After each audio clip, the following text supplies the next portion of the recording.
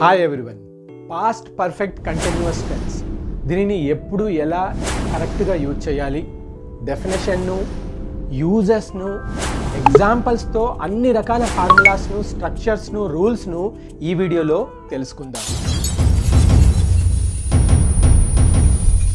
The past perfect continuous tense is generally used in a sentence to describe actions which started before a particular time in the past and were still in progress up to that time in the past. గతంలో ఒక నిర్ణీత కాలం వరకు జరుగుతూ ఉండి ఆగిపోయిన పనులను చెప్పడానికి past perfect continuous tense ను యూజ్ చేస్తాం. ఒక మంచి ఎగ్జాంపుల్ తో దీన్ని అర్థం చేసుకుందాం. Sophia had been studying for 3 hours before she went to bed. ఆమె నిద్రపోవటానికి ముందు 3 గంటలు కంటిన్యూస్ గా చదువుతూనే ఉండెను. ఇటువంటి సన్నివేశాలను మనం చెప్పడానికి పాస్ట్ పర్ఫెక్ట్ కంటిన్యూస్ టెన్స్ యొక్క పాజిటివ్ ఫార్ములా మనకు రావాల్సిందే. అది subject plus had plus been plus V1 plus ING plus object. Easy example ను దీనిలో ఇన్కల్కేట్ చేద్దాం. She had been walking 5 kilometers a day before she broke her leg.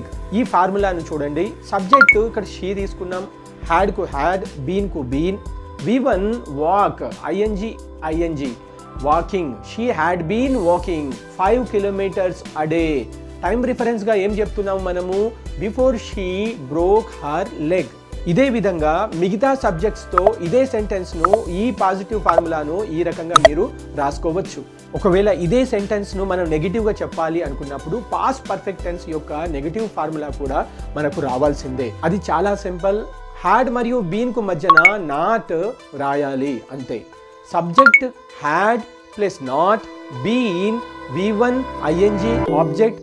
She hadn't been walking 5 kilometers a day before she broke her leg.